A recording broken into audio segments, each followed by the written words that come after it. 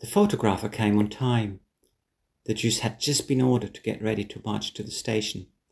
They were picking up their heavy bags, rucksacks and suitcases, the last possession the tax office officials allowed them to have, and started to line up in front of a so-called Jew house in Goethestraße. Organized in 3 columns, they were then marched through Schillerstraße towards the town's main station.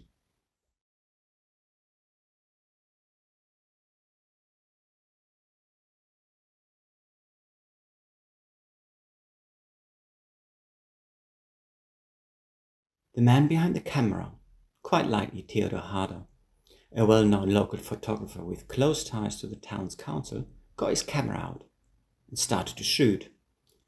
Harder had been commissioned to document the event for the town's visual chronic.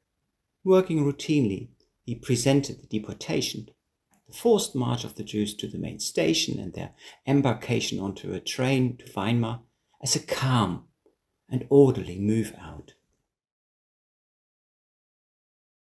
Now, with his back to the station building, he shot this picture from a slightly elevated point of view. The Jews are just crossing the station square. They pass at close range. Dressed in a dark coat, wearing a nurse's cap, the yellow star clearly visible, Magda Katz looks directly into the camera. Born in Eisenach on April 25, 1892, she also went to school there, became a nurse, and married Siegfried Katz in 1912. A year after, the couple had a son, Helmut. While Siegfried can be seen walking in front of his wife, carrying her bag with her name on it, Helmut, who was also deported on that day, cannot be identified on any of these photos. The non-Jewish citizens stand in several rows and look at their neighbors on the last walk through their town. They form a kind of trellis. According to a police report, the deportation caused no alarm among the people of Eisenach. The onlookers cannot be clearly identified, except for the dentist, Horst Prinz, who had his practice in the corner house that still stands today.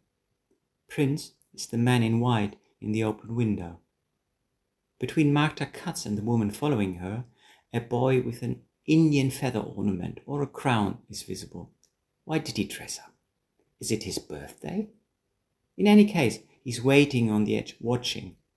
A man smoking a cigarette lurks behind the child.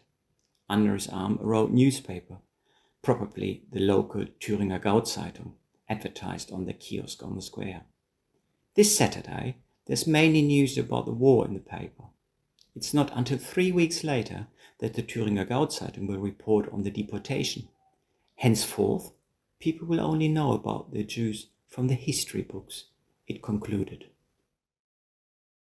Deportations of Jews and Sinti and Roma from Germany were, according to the German photo historian Klaus Hesse, a small town sensation. Wherever the Nazis and their helpers organized them, the neighbors came and watched. The photos taken in Eisenach show that, and the 500 other pictures of deportations from Germany we have collected in the project Last Seen so far bear ample proof of that too.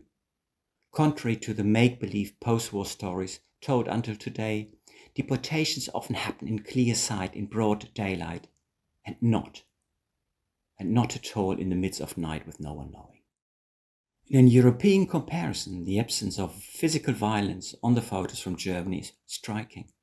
Refraining from all too obvious brutality, the Nazis gave the ordinary German citizens a chance to look away, to think that the deportations were just evacuations to the east. They were not. None of the Jews photographed on May 9, 1942 in Eisenach survived. They were all murdered.